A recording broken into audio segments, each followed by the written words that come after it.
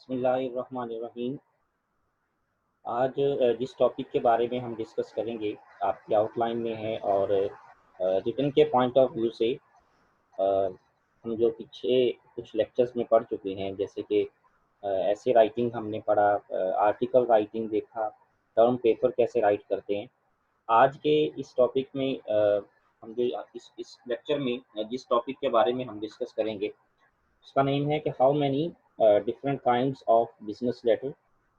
Business letter कहते किसको हैं और इसका पर्पस क्या होता है, कौन कौन से लेटर्स जो होते हैं वो बिजनेस लेटर्स में कंसीडर होते हैं, मतलब इसकी टाइप्स कौन कौन सी हो सकती हैं, इसका यूज़ किस जगह पे कैसे किया जाता है, स्टाइल कौन सा यूज़ करते हैं, और इसमें जो हमने राइटिंग स्टाइल यूज़ करना है कौन से ऐसे पॉइंट्स हैं जिनकी बेस पे हमने इस लेटर को इफ़ेक्टिव लेटर बनाना है। ओके, जैसा कि आपको आपकी स्लाइड पे नज़र आ रहा होगा, कुछ पॉइंट्स ऐसे हैं जिनकी बेस पे हम किसी भी नॉर्मल लेटर को बिजनेस लेटर कहेंगे, या किसी भी ऐसा लेटर जिसको हम डेली बेसिस पे यूज़ करते हैं जिसे हम सिंपल लेटर कह देते हैं, उसको बिजनेस लेटर में लाने के लिए कौन सी ऐसी प्रॉपर्टीज़ हैं, कौन से ऐसे एस्पेक्ट्स हैं जिसकी बेस पे हम कोई भी लेटर जो है उसको बिजनेस लेटर कहेंगे। It is a letter written in formal language used when writing from one business organization to another, or for correspondence between such organizations and their customers, clients, and other external parties। आपको याद होगा कि जब हमने letter और application को discuss किया था तो वहाँ पे हमने एक ऐसा पॉइंट जिसकी बेस पे हमने इनके दरमियान डिफरेंशिएट किए कि आपका फर्स्ट ईयर का वो पूरा सिलेबस जिसमें हमने ये डिस्कस किया था कि वो वाले पोर्शंस जो फॉर्मली हम किसी को लिखते हैं, वो वाले अथॉरिटीज़ जिनके साथ हमारा रिलेशन जो होता है वो फॉर्मल रिलेशन है। तो इस फॉर्मल रिलेशन की बेस पे जब हम उनको कोई भी राइट करते हैं तो हमने वहाँ पे उसको लिख दिया था दैट आर एप्लीकेशंस और फॉर्मल लेटर्स। लेकिन वो वाले पॉइंट्स जिसकी बेस पे हमारा किसी के साथ भी रिलेशन जो है वो फॉर्मल नहीं है, इनफॉर्मल है। जैसे कि हमने वहाँ पे डिस्कस किया था कि कुछ लेटर्स जो पहली क्लासेस में हम पढ़ चुके हैं, जैसे कि अपने फादर को लेटर लिख देना, फ्रेंड को लेटर लिख देना, मदर को लिख देना, ब्रदर को, सिस्टर को। तो ऐसे रिलेशंस को हम जो लेटर लिखते थे वो इनफॉर्मल लेटर्स होते थे। तो ऐसा पीस ऑफ राइटिंग जो हम फॉर्मल लैंग्वेज में लिखते हैं, फॉर्मल लैंग्वेज मतलब स्टैंडर्ड लैंग्वेज, ऑफिशियल लैंग्वेज में हम जो यूज़ करते हैं, ऑफिशियल पैरामीटर्स की बेस पे हम जो लेटर एक ऑर्गेनाइजेशन से दूसरी ऑर्गेनाइजेशन को भेजते हैं, या फिर एक ऑर्गेनाइजेशन जो है वो अपने क्लाइंट्स को वो लेटर सेंड करती है, या फिर एक ऑर्गेनाइजेशन या एक बिजनेस ऑर्गेनाइजेशन जो है वो अपनी ऑर्गेनाइजेशन के अलावा किसी एक्सटर्नल पार्टी को जो कम्युनिकेट करती है रिटन फॉर्मेट में, उसको हम बिजनेस लेटर्स कहेंगे। जैसे अगर आपका किसी ऑर्गेनाइजेशन में अकाउंट हो, अगर आप ऑनलाइन वर्क करते हैं, जैसे कि अगर आपका कोई यूट्यूब चैनल है या किसी ऑनलाइन वेबसाइट पे आप काम करते हैं, तो उनकी तरफ से जो न्यूज़ आपकी तरफ आती हैं, जो नोटिफिकेशंस आते हैं, या जो ईमेल के थ्रू वो आपके साथ कम्युनिकेट करते हैं, वो आपका बिजनेस लेटर है। या फिर ऐसा कर लें कि आपका किसी बैंक में अकाउंट है, तो बैंक की तरफ से जो लेटर आपके एड्रेस पे सेंड किया जाएगा, या फिर आपकी ईमेल पे जो उनकी कम्युनिकेशन आएगी, ऐसे प्रोसेस को, ऐसी कम्युनिकेशन को, ऐसी ऑर्गेनाइजेशंस के दरमियान जो कम्युनिकेशन हो रही है उसको हम बिजनेस लेटर्स कहेंगे। ओके, यूज़ ये किस लिए होते हैं, हम इनका यूज़ करते किस जगह पे हैं? They are use for different purposes, जैसे कि ऑर्डर प्लेस करने के लिए, इंक्वायरीज करने के लिए, making credit request, requesting claims, adjustment, apologies for a wrong, और simply to convey goodwill.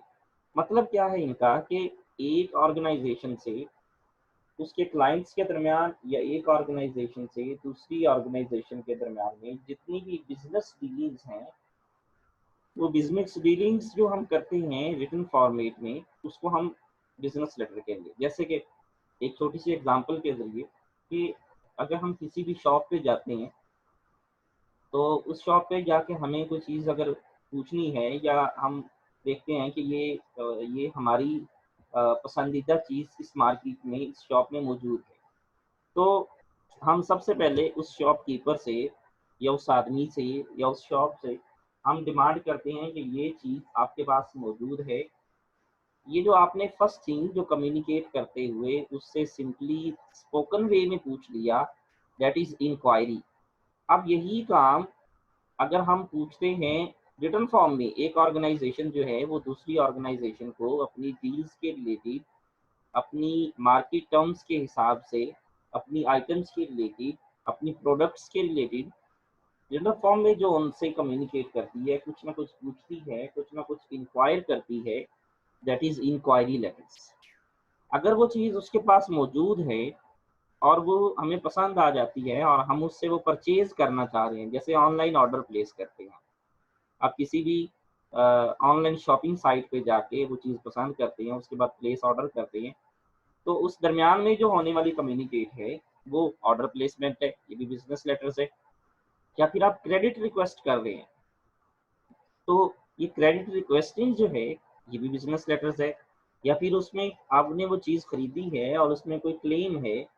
Claim का मतलब अब 2-3 जगह प्रॉब्लम्स में हम डिस्कस करते हैं। एक तो क्लेम ये है कि हमें कोई ना कोई खराबी उसमें नज़र आ रही है, या फिर हमारी रिक्वायर्ड थिंग हमें नहीं मिल रही, या फिर उसको, उस चीज़ को यूज़ करने के दरमियान में, जैसे कि वारंटी क्लेम्स होती हैं, कोई वारंटी इश्यूज़ आते हैं, तो ऐसे इश्यूज़ के दरमियान में हम जो क्लेम करते हैं, that is also business letters.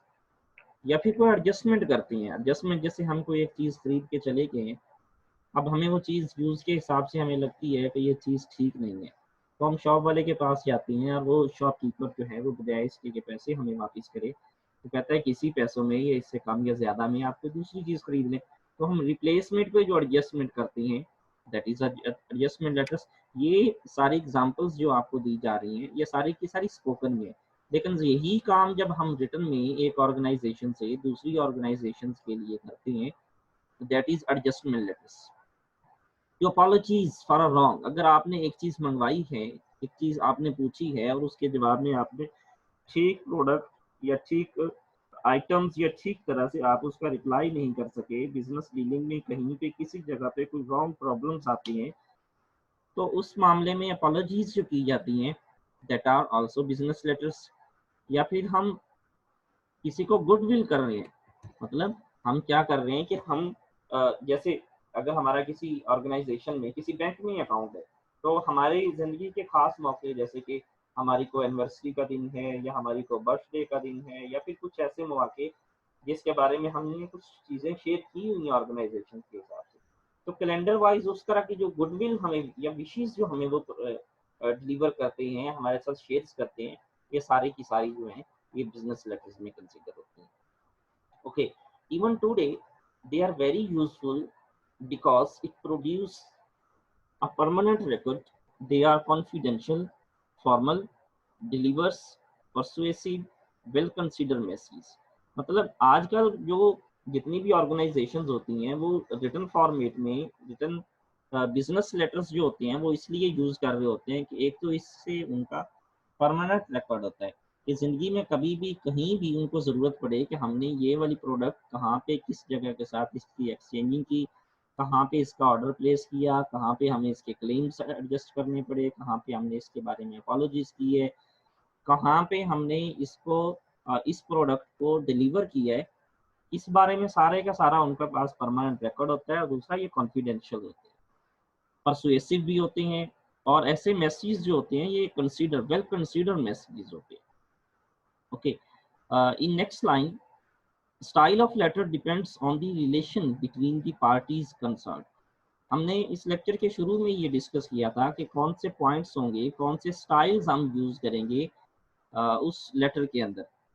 तो स्टाइल जो है वो डिपेंड करता है उसके रिलेशन पे, कि एक बिजनेस ऑर्गेनाइजेशन जो है, एक पार्टी जो है वो दूसरी पार्टी को किस तरीके से, किस रिलेशन में है, क्या उनका आपस में ताल्लुक है, तो उस ताल्लुक की बेस पे जो उनकी आपस में कम्युनिकेशन है वो डिपेंड करेगी कि उनका लेटर जस्ट स्टाइल जो है वो किस तरह से होगा।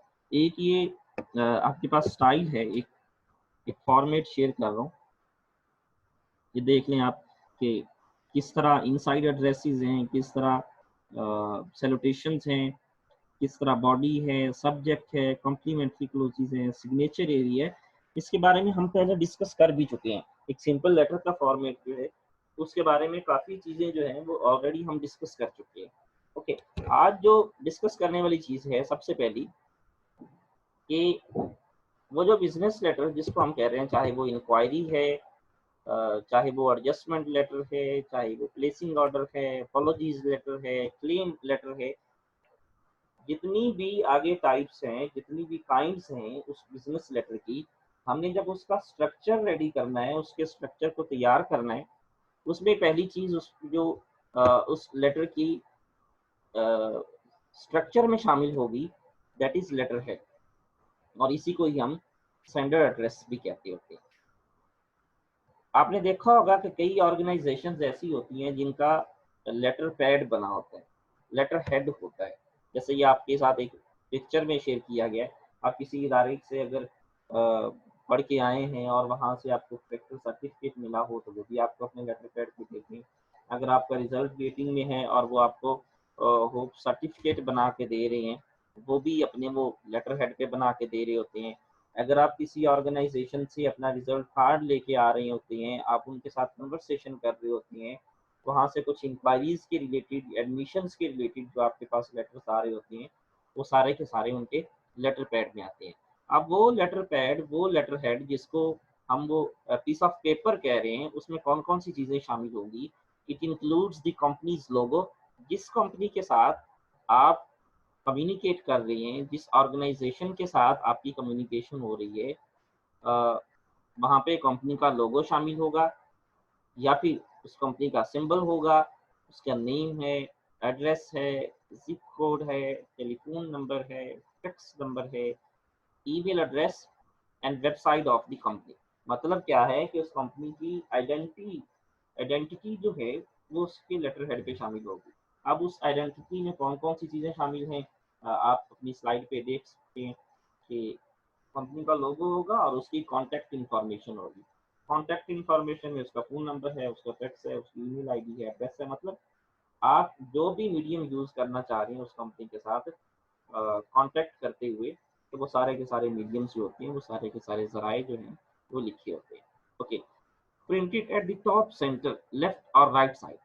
ये जो चीज़ें डिस्कस की गई हैं कि उसके लेटर हेड में कौन कौन सी चीज़ें होनी चाहिए, ये सारी की सारी प्रिंट होती है या तो उसके टॉप पे बिल्कुल सेंटर में, या फिर लेफ्ट पे, या फिर राइट साइड पे। It depend on their style of letter, कि वो उस कागज़ पर वो जो उन्होंने जिसको लेटर हेड का नाम दिया है उसको किस हिसाब से एडजस्ट करना चाह रहे हैं। सेंटर में लिखना चाह रहे हैं, सेंटर में लिख देते हैं। ये नीचे पिक्चर में साथ में बनी हुई है, दो तीन पॉइंट्स हैं इसमें, दो तीन स्टाइल हैं। आप स्टाइल जो है वो दूसरे स्टाइल से डिफरेंट है। It depend on organization. Okay, standard address क्या है? It is usually given in the letterhead, but if there is none, the sender name, address and contact detail can be typed. मतलब क्या है कि अगर आपके उस कंपनी के लेटर हेड के ऊपर जिस बंदे की तरफ, जिस ऑर्गेनाइजेशन की तरफ से वो लेटर सेंड किया जा रहा है, अगर उसकी सारी डिटेल उस लेटर हेड के ऊपर मेंशन है तो ओके। अगर वो मेंशन नहीं है तो उसको अलग से टाइप किया जा सकता है। ओके,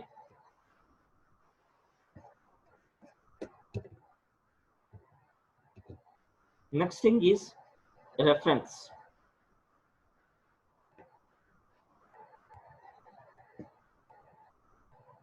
रेफरेंस नंबर होता है यहाँ पे। रेफरेंस का मतलब ये नहीं कि जिस तरह हम कोई भी काम करवाना चाह रहे होते हैं या किसी भी ऑर्गेनाइजेशन में हमें कोई भी काम होता है, हम कहीं पे फाइल सबमिट करवाना चाह रहे होते हैं, इवन कि हम किसी भी नई जगह पे जाना चाह रहे होते हैं, तो हमारे जहन में सबसे पहली चीज़ जो होती है वो यही होता है यार वहाँ पे कोई रेफरेंस होना चाहिए। ये वो वाला रेफरेंस है। इस रेफरेंस का मतलब ये है कि आप जो लेटर किसी भी स्पेसिफिक पर्सन को सेंड कर रहे हैं, आप उस स्पेसिफिक पर्सन के हिसाब से अपना एक स्पेसिफिक रेफरेंस नंबर उसके ऊपर लिखेंगे, जो किसी भी दूसरे लेटर हेड से डिफरेंट होगा। मतलब आपने एक ही वक्त में ये कुछ बच्चे जो है ना वो अभी एंटर हो रहे हैं रूम में, तो कोशिश करें बेटा टाइम से आया करें। ओके, तो अगर आप एक ही वक्त में एक से ज़्यादा लोगों को वो लेटर सेंड कर रहे हैं, मतलब आपने एक ही लेटर जो है वो 5 मुख्तलिफ लोगों को सेंड करना है। अब आपने जिस पर्सन को सेंड करना है, लेटर बॉडी, लेटर हेड सारा कुछ सेम है, लेकिन जिस बंदे को आप सेंड कर रहे हैं उसका एड्रेस चेंज है, उसका नेम चेंज है। तो आप क्या करेंगे कि उसका जो रेफरेंस नंबर होगा पाँचों आदमियों का, वो पाँचों का अलग-अलग लिखेंगे। जैसे इसके स्लाइड के नीचे ये REF रेफरेंस नंबर HMT/25/2015-114, ये सारे के सारे जो हैं ये रेफरेंसेस नंबर है। इसके अंदर डिटेल मेंशन होती है, ये कोड होता है बेसिकली, जिसमें डेट भी मेंशन करती हैं, अपना रेफरेंस नंबर शो कर देते होती हैं, अपनी ऑर्गेनाइजेशन के हिसाब से कुछ आइडेंटिटी शो कर देते होते हैं। तो रेफरेंसेस होते क्या है? References include a reference line to identify a file or case number। इसमें आपकी डायरी नंबर भी मेंशन हो सकता है, केस नंबर भी शामिल हो सकता है। डायरी नंबर और केस नंबर मतलब अगर आपने कहीं पे कुछ इंक्वायरी के लिए आपने कुछ ना कुछ मेंशन किया, जैसे आप फॉर्म फिलिंग के लिए गए, आप किसी भी यूनिवर्सिटी में, किसी भी इदारे में, किसी भी जगह पे फॉर्म अपना सबमिट करवाने गए हैं और आपको वहाँ पे आपका केस नंबर या फाइल नंबर 225 मिल गया, मतलब 25 मिल गया, 25 मिल गया, तो आपके ये केस नंबर के हिसाब से भी वो आपका रेफरेंस नंबर लिख सकते हैं। इनवॉइस नंबर भी हो सकते हैं, इनवॉइस नंबर आपको पता ही है ये क्या होते हैं। और any other internal identifying information, या कुछ भी ऐसी इंफॉर्मेशन जो इंटरनल होती है, if your company require one. और ये उस वक्त हो सकती हैं जब आपकी कंपनी जो है वो रिक्वायर करती है, उसको इस चीज़ की ज़रूरत होती है। अगर वो इस चीज़ को रिक्वायर नहीं करते तो फिर ज़ाहिर-सी बात है वो अपनी कंपनी या अपनी ऑर्गेनाइजेशन के हिसाब से अपना डायरेक्टली इसी तरह का कोई रेफरेंस नंबर एंटर कर सकते हैं। Okay, some companies have specific reference code that they place either in a reference line below the date or at the very bottom of the letter. मतलब कुछ कंपनीज ऐसी होती हैं जिनके अपने रेफरेंस नंबर होते हैं, एक तरतीब के हिसाब से उन्होंने सेंड किया होता है, जैसे डेट और ईयर के हिसाब से मेंशन कर सकते हैं। जैसे ये एक आपके पास स्लाइड में जो ये रेफरेंस नंबर लिखा हुआ, पहले डेट है, फिर ईयर है और उसके बाद आपका केस नंबर है।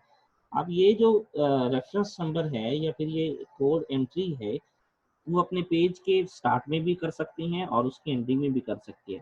ज़्यादातर ऑर्गेनाइजेशन जो होती हैं वो अपने लेटर हेड के ऊपर ही कॉर्नर पे एक रेफरेंस नंबर की लाइन उन्होंने मेंशन की होती है और उसी के ऊपर ही वो अलग-अलग हर पर्सन का एड कर देते हैं। Okay, in next slide, date, तारीख कि जिस दिन आप वो मेंशन कर रहे हैं, ये सिंपल है, आप पहले भी पढ़ चुके हैं। Date consist of the date, name of the month and year. कि वो लाइन जिसको आप डेट लाइन कह रहे हैं उसके अंदर कौन कौन सी चीज़ें शामिल करेंगे, आप एग्जैक्ट वो वाला डेट, वो वाला दिन लिखेंगे, उस मंथ का नेम लिखेंगे और ईयर लिखेंगे। If the letter sheet includes a letterhead, type the date from 2 to 3 line under the letterhead। अच्छा, इसको लिखने के दो तरीके होते हैं, जल्दी से स्लाइड को एंड करते हैं कि जैसे ये मेंशन है कि या तो आप ऐसा करें कि पहले डेट लिखें, उसके बाद मंथ लिखें, उसके बाद कॉमा, ईयर, फुल स्टॉप। अगर ऐसा नहीं करना चाह रहे तो पहले मंथ का नेम, उसके बाद डेट, डेट के बाद कॉमा, ईयर और फुल स्टॉप। शॉर्ट फॉर्म्स में मंथ्स के नेम भी नहीं लिखेंगे। इसके अलावा जैसे हम अक्सर ये स्लैश में लिख देते हैं, डैश में लिख देते हैं, जैसे ये लास्ट लाइन में हमने मेंशन किया है कि 7-2, मतलब 7 Feb 2012, ऐसे भी मेंशन नहीं करना। तो डेट लिखने के दो तरीके हैं, ये दोनों के दोनों मेंशन है। अगर आप ब्रिटिश मेथड के हिसाब से लिखना चाह रहे हैं तो फिर पहले आपको डेट, मंथ और ईयर, और अगर आप ब्रिटिश मेथड में नहीं लिखना चाह रहे, आप उसकी अमेरिकन मेथड में लिखना चाह रहे हैं तो फिर पहले आपको मंथ लिखना पड़ेगा, फिर डेट, कॉमा, ईयर और उसके बाद फुल स्टॉप।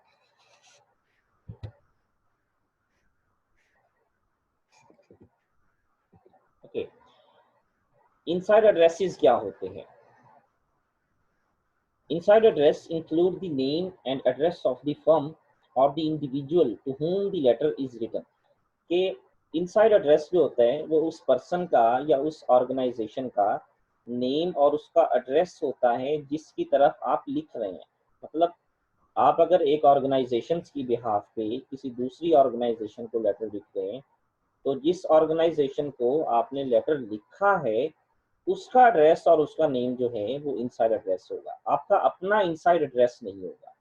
ओके, ये किस जगह पे लिखे जाते हैं? Written on the left side, by side पे हम लिखते हैं, beside the margin, two spaces below the date line. जिस जगह पे आपने डेट लिखी है उस डेट के बाद टू स्पेसिस आप इंटर करेंगे और उसके बाद आप अपना ये इनसाइड एड्रेस जो है उसको लिख देंगे। Use courtesy titles before name of the receiver such as Mr. Mrs। मतलब हमने जो कर्टसी लाइंस लिखनी होती हैं जहाँ पे हम किसी को एड्रेस कर रहे होते हैं, हम किसी को मुखातिब कर रहे होते हैं, mister Ali, mister Ahmed, missus, miss, इस तरह करके जितने भी वर्ड हम यूज करते हैं उससे पहले हमने ये अपना इनसाइड एड्रेस जो है वो मेंशन कर दिया है। The address can also begin with a job title or a department if you don't know the name.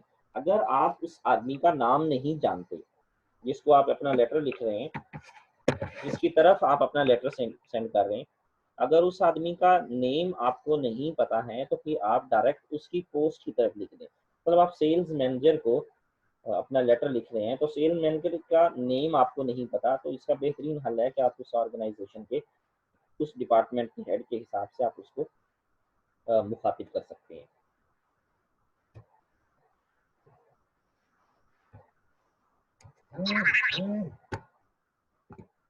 Okay, in next slide, subject and receiver reference number। Subject is used so that the reader immediately knows what your letter is about। हम अक्सर अपनी application जो लिखते आ रहे थे उस application में भी हम सब्जेक्ट लाइन एक यूज करते थे। सब्जेक्ट लाइन या सब्जेक्ट टाइटल या सब्जेक्ट एरिया सिर्फ और सिर्फ इसलिए होता है कि हमारा जो रिसीवर है उसको ये अंडरस्टैंड हो जाए, बजाय इसके कि वो सारा लेटर पढ़े और पढ़ने के बाद उसके माइंड में ये क्लियर हो कि ये लेटर जो है ये किस बारे में लिखा जा रहा है। तो इसका बेहतरीन और आसान हल ये है कि हम वहाँ पे रेफरेंस अपना जो सब्जेक्ट एरिया जो है, सब्जेक्ट लाइन जो है उसको यूज़ कर रहे हैं। और उसको यूज़ करने से सबसे बेहतरीन काम ये होगा कि आपका रिसीवर जो है वो पहले से ही एक लाइन पढ़ के उसके माइंड में क्लियर हो जाएगा कि ये लेटर जो है ये किस बारे में लिखा जा रहा है और मुझे क्या एक्सपेक्ट करना चाहिए कि इसमें कौन सी लाइनें लिखी होंगी, इसमें कौन कौन से पॉइंट्स लिखे होंगे। ओके, यूज सब्जेक्ट और re. Okay, subject usually comes between salutation and body, easy है, पहले ही हमें पता है। The receiver reference, receiver previous letter number is mention under the heading. अगर हम उससे पहले उस रिसीवर के साथ कम्युनिकेट कर चुके हैं, जैसे कि आपने किसी एक ऑर्गेनाइजेशन को इंक्वायरी लेटर लिखा और उस इंक्वायरी में आप उनके साथ वो सारी चीज़ें पूछे, आपने पहले के लेटर लिखा, उसको एक रेफरेंस नंबर दिया, जैसे पिछला हमने रेफरेंस नंबर किया 25/2005, उसके बाद अगेन /114। अब हमारा ये था पहला रेफरेंस नंबर और इस रेफरेंस नंबर के थ्रू हमने किसी भी ऑर्गेनाइजेशन से उसका पूछ लिया इंक्वायरी। अब उस रिप्लाई टू इंक्वायरी में हमें पता चल जाता है कि ये चीज़ें हमारी डिमांड के हिसाब से है। अब हम ऑर्डर प्लेस करने के लिए दोबारा लेटर लिखना चाह रहे हैं, तो हमने उसको एक नया रेफरेंस तो दे दिया उस लेटर का, लेकिन हम उनको जो हवाला देंगे उस हवाले में हम उनको ये बताएंगे कि इस लेटर के रेफरेंस नंबर से हमारी आपके साथ पहले ये गुफ्तगू हुई है, तो ये प्रीवियस लेटर का जो रेफरेंस नंबर है वो आप अपने सब्जेक्ट और रिसीवर रेफरेंस नंबर के तौर पे आप यूज कर सकते हो। This will enable the receiver to easily take out a copy of his own letter from his files and understand the matter is reply।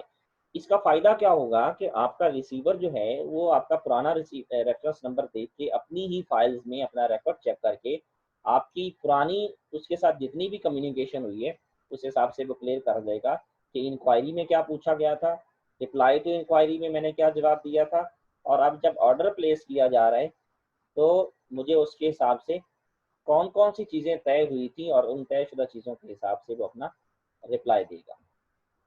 Okay, in next slide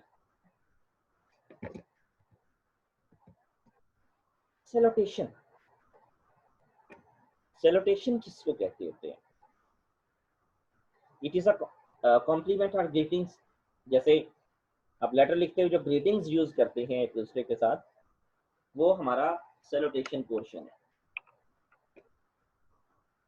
जैसे dear sir, dear madam, dear sales manager, dear customer, ये कुछ examples इसलिए use की गई हैं क्योंकि अगर आप उनके नेम जानते हैं तो फिर आप उनको बाय नेम भी कह सकते हैं, लेकिन अगर आप उनको उनके नेम नहीं जानते, उनके नाम से आपको वाकफियत नहीं है, तो फिर आप उनको उनकी पोस्ट के हिसाब से जब मुखातिब करेंगे तो फिर आपने उनको किस तरह मुखातिब करना है। अब इसमें भी बेहतरीन हल ये है हमारे पास कि अगर हमारा और उसका रिलेशन ही फॉर्मल सा है, ज़ाहिर बात है हम बिज़नेस लेटर लिख रहे हैं, तो बिज़नेस लेटर लिखते हुए हमारा और उसका रिलेशन ही फॉर्मल है।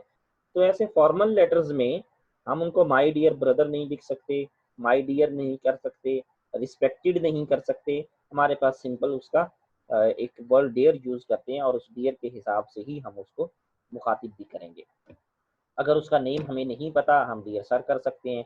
अगर ये भी हमें नहीं पता कि वो सर हैं, ये मैडम हैं, तो फिर हम उनको एग्ज़ैक्टली उनकी पोस्ट के हिसाब से मुखातिब कर सकते हैं। Okay, the body of the letter. उस लेटर की बॉडी में कौन-कौन सी चीज़ें शामिल होंगी? ईज़ी है कि सैल्यूटेशन वाले पोर्शन के बाद उसकी जो बॉडी एरिया है begins 2 spaces below the salutation. वो वाली लाइन जहाँ पे हमने सैल्यूटेशन यूज़ की है, उसके बाद 2 स्पेस देके हम बॉडी वाला पोर्शन स्टार्ट करेंगे। सेकंड, कंटेन्स द मैसेज और the information to be communicated.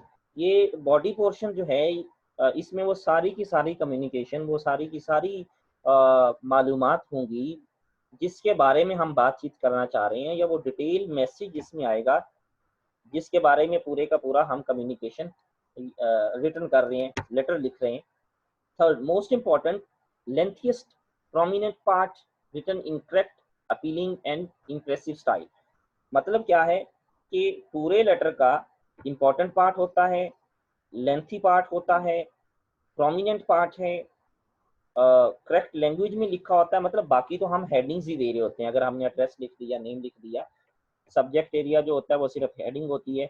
लेकिन इस पोर्शन में हमने ये डिस्कस करना है कि हम लिख क्या रहे हैं, क्या हम समझाना चाह रहे हैं। डिटेल जो हमारी डिस्कशन है वो सारी की सारी हम बॉडी वाले पोर्शन में लिखेंगे। ओके, नॉर्मली जो बॉडी एरिया होता है इसको हम 3 हिस्सों में डिवाइड करते होते हैं। फर्स्ट वन इंट्रोडक्टरी पैराग्राफ्स होते हैं, सेकंड वन मिडल पैराग्राफ्स होते हैं, and third one is closing paragraphs होते हैं। इंट्रोडक्टरी पैराग्राफ्स में हम सिर्फ इंट्रोडक्शन देते हैं अपने उस लेटर का। मतलब अगर हमने उसके साथ पहले कोई इंक्वायरी में डिस्कस किया हुआ है या फिर हमने रिप्लाई जो किया हुआ है, तो हम उस इंक्वायरी पोर्शन में सिर्फ अपना इंट्रोडक्शन देके हम ये क्यों लिख रहे हैं। या मिडल पोर्शन में हम वो वाली डिटेल्स मेंशन करेंगे जिसकी बेस पे हम वो लेटर लिख रहे हैं। एंड थर्ड में हम क्लोजिंग जो पैराग्राफ्स लिखते हैं उसमें हम अपना कंक्लूजन मेंशन करते हैं। मतलब जैसे आप जॉब के लिए कोई लेटर लिख रहे हैं तो पहले में आपने उसको सिर्फ इतना बता दिया कि मुझे बावसूख सराय से पता चला है कि आपके पास ये जॉब्स हैं, वो सराय लिख रही है। उसके बाद अगर दूसरे मिडिल पैराग्राफ्स में आप लिखते हैं मैं अपनी सर्विसेज दे रहा हूँ इसके लिए, थर्ड में क्लोजिंग पैराग्राफ में आप अपनी कमिटमेंट शो कर सकते होते हैं। तो ऐसे ही अगर आप इंक्वायरी लेटर्स लिख रहे हैं, बिजनेस लेटर्स लिख रहे हैं, तो इसमें पहले पोर्शन में आप इंट्रोडक्शन पोर्शन में आप उनको लिख सकते हैं कि पहले आपके साथ फलां रेफरेंस नंबर से हमारी फलां फलां प्रोडक्ट्स के हिसाब से गुफ्तगू हुई। सेकंड में आप मिडिल पैराग्राफ में लिख सकते हैं कि मेन बात जो आप करना चाह रहे हैं, फर्ज करें आप ऑर्डर दे रहे हैं तो आप अपना ऑर्डर मेंशन करेंगे। और थर्ड में आप अपना कंक्लूजन्स लिखेंगे। इन पैराग्राफ्स में आप डबल स्पेस यूज करेंगे। And next thing is if letter exceeds one page, repeat the recipient name, date, reference, subject line and put page number. मतलब अगर एक पेज से ज्यादा हो रहा है तो आप पेज नंबरिंग भी देंगे और इसी तरह जिस पर्सन को आप सेंड कर रहे हैं वो मेंशन करेंगे, डेट लिख दें, रेफरेंस नंबर लिख दें, सब्जेक्ट लाइन लिख दें। Continue your letter 3 lines below the heading. जो आपने हेडिंग दी है उस हेडिंग के बाद आप अपना लेटर जो मेंशन करेंगे, लेटर कंटिन्यू करेंगे, वो 3 लाइनें बिलो, मतलब जो हेडिंग आपने दी है उस हेडिंग से नीचे आप 3 लाइनों के बाद 3 लाइनें स्पेस छोड़ के आप अपना लेटर मेंशन कर सकते हैं। ओके, कुछ पोर्शन आपका बेटा रह गया जो कि हम नेक्स्ट लेक्चर में इंशाल्लाह डिस्कस करेंगे। कोई प्रॉब्लम है तो आप मुझसे पूछ सकते हैं, आप अपने ग्रुप में वॉइस मैसेज के ज़रिए मुझसे पूछ लें, क्योंकि यहाँ पे टाइम जो है वो तकरीबन नियर टू कंप्लीट है। कोई प्रॉब्लम हो तो आप पूछ लें। रिकॉर्डेड लेक्चर आपको नहीं मिलेगा क्योंकि हम पहले भी ये देखते हैं कि बच्चे रिकॉर्डेड लेक्चर ले लेते हैं और उसके बाद जी वो जूम में नहीं आते। तो आज का लेक्चर मैं सेंड कर रहा हूँ, उसके बाद कोशिश करेंगे कि आप ऑनलाइन लेक्चर जो है वो मुझसे पढ़ें।